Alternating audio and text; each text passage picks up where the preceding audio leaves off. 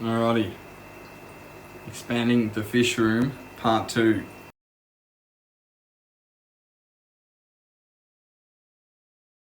Now, been a bit busy this morning, been a bit busy today. It's now afternoon. So, in the last video about this particular expansion, we set up the better blocks and the wood and everything like that. We had one empty tank on here. So this is what I've done so far. I guess we'll start with this one. So I did this today. I had a heap of substrate left over from my 6-foot tank, which is, you've seen that video. Haven't watched that video yet, sorry, go and watch that video. That's the story of why I've got extra substrate from a 6-foot tank. But nonetheless, had it laying around in buckets, and kind of got sick of the bare bottom sort of look. It's a nice clean look and everything, but I actually kind of miss having, like, just a very basic sort of aquascape setup for my tanks. So I thought, why not use this tank here as an example.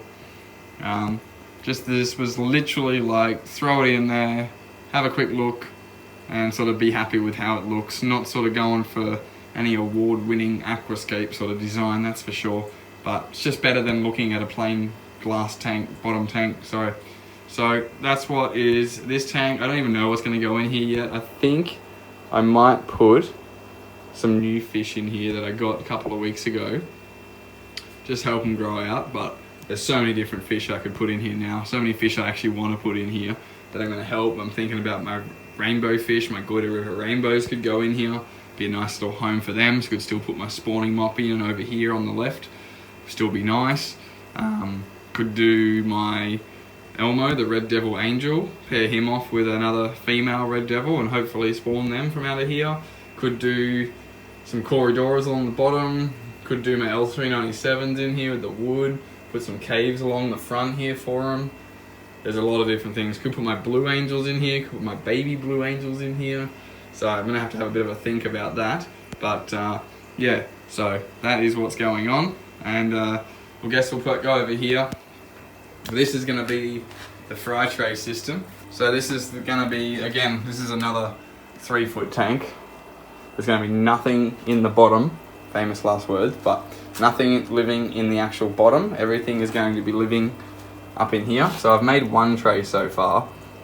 Bit of a rookie, didn't get long enough bolts. So I want to get longer bolts. I don't know, it is long enough, but I feel like if I accidentally bump it by accident, the whole thing could, slip in like that. So yeah, at the moment it's fine, but I think I'm getting the next size up for the bolts. Maybe getting some heat shrink and going over the end of the bolts, just to make it not make that terrible noise on the top of the glass. But then what we're going to have happen, you can see that I've painted the bottoms white. I guess I'll take it out, it doesn't have anything in it.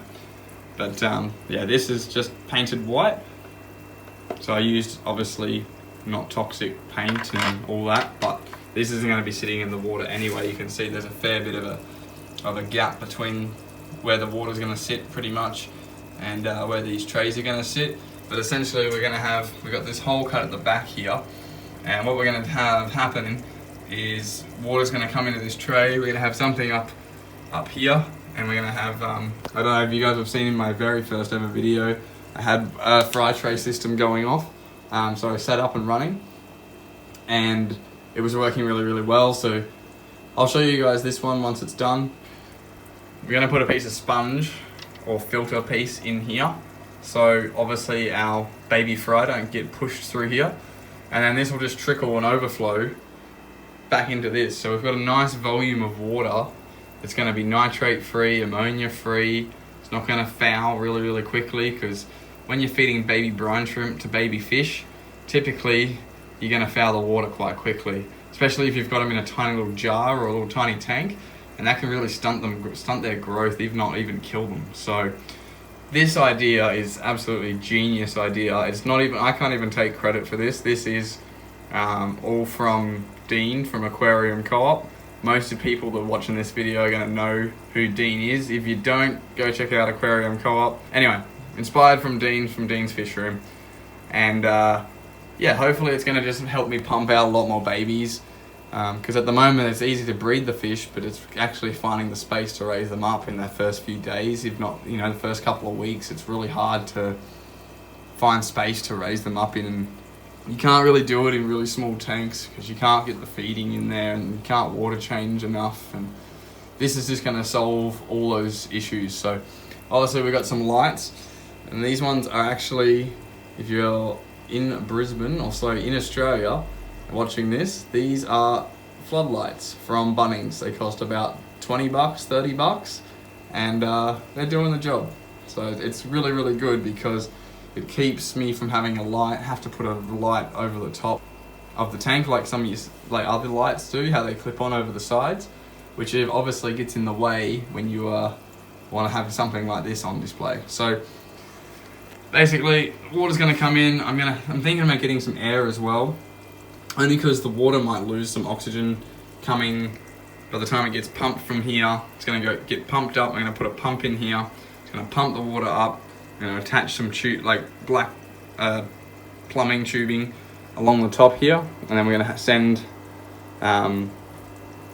airline tubing down into each tray with a little adjuster on it so that we can adjust the flow. And once these trays fill up, again, like I said, the excess water will just keep making the tray overflow through that gap, and the babies won't be able to go through because of the mesh that we're going to put in there, or the filter pad we're going to put in there, and everything will be happy. So that's what's going on in here. As for the top, it's a bit of a hodgepodge. So I was going to just go and buy brand new tanks, and it was going to be 2-foot tanks all the way along here. I'm actually thinking, I've done some measurements, I'm actually thinking of putting 2 4-foot tanks along the top because they can fit.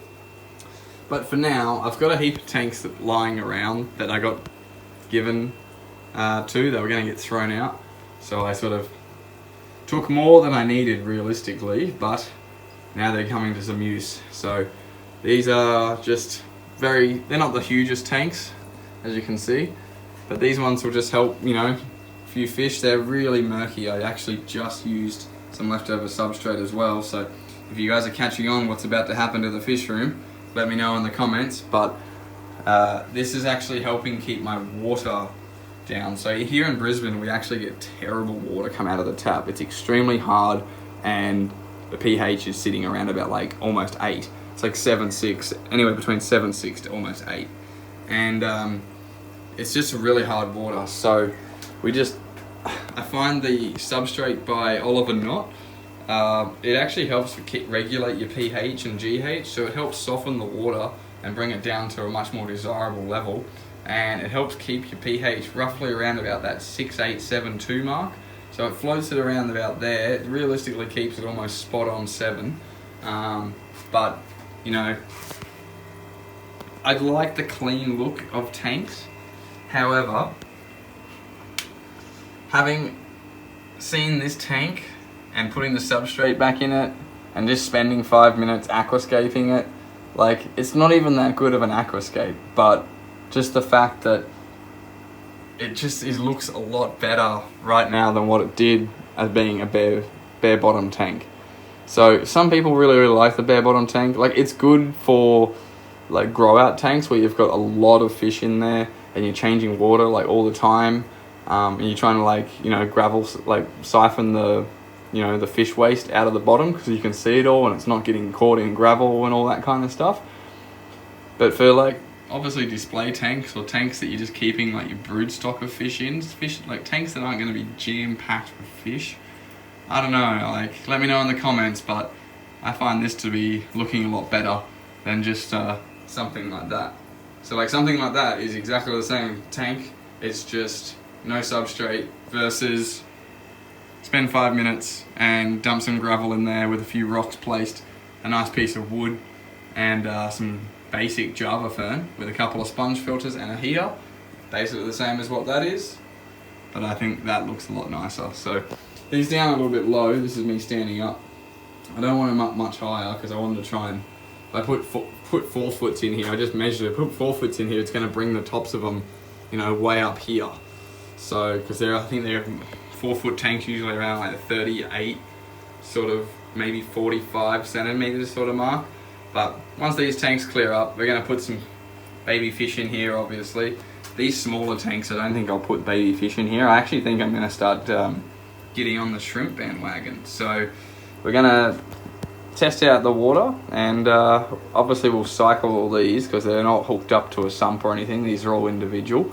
So we'll cycle all these, and we'll think about putting shrimp in these 3 smaller tanks. We could do like yellow, red, blue shrimp. I've never done shrimp before, but I've always wanted to, so could do that. Let me know what you think in the comments. Could keep them just in case I find 3 really nice looking male bedders. They'd be big enough tanks for them, but I'm sort of getting a bit bored of bedders. A lot of work for very little yield, I suppose. You get a decent yield out of them, but as bedders grow up and get older, all the males want to kill each other, so you sort of got to cup them and keep changing water out of the cups while they grow out so they're big enough to be sold. So, and then you've got to find a place that's actually going to sell a lot of bedders as well. So like, I'm lucky if I wanted to get onto the bedder train. Paul's Aquarium sells, my local fish shop, he sells a lot of bedders, and he can hold a lot of bedders. So if I wanted to breed bedders, he would be the right guy to sort of go to. But they're also just a lot of work, very finicky. They're easy to breed. I've done it before, but it's just one of those things. So this is, you know, getting into a bit of a long video. I'm sort of rambling on again. The fish room's in absolute disarray. It's a mess. It always is when I get in here and start working. We've got gravel everywhere and buckets and stuff everywhere. But you know, I hope you guys enjoyed watching. If you guys enjoyed watching this video, don't forget to give it a thumbs up button. And if you haven't subscribed already, don't forget to hit that subscribe button. So this is part 2. I'll probably do part 3 once, you know, I've got everything else going. But I'm going to try and make this a bit of a part series for you guys, and make it so that you guys can sort of see me building the fish room out. We'll sort of build this fish room together, sort of thing. It's a work in progress, and we're doing it off a tight budget, because you could do this a lot nicer. Like, let's not forget that, like, you know, if you want to make everything look nice, I would have like built some wooden framing and wooden stands and built it all in and made it look really cool. But it also would have cost me like 6 times the amount of what it cost me here. And so I'm kind of a breeding fish for profit type of guy. So I'm trying to actually make this sort of a part-time of a living, and cutting costs on stands and making it look aesthetically nice is going to help me. So right now it's looking okay, but I'm thinking hopefully in the next few weeks we'll keep doing a few of the parts. It'll probably be a 3 or 4 part series, and we'll keep going from there. Like always, guys, thanks for watching this video, and I will see you guys in the next one.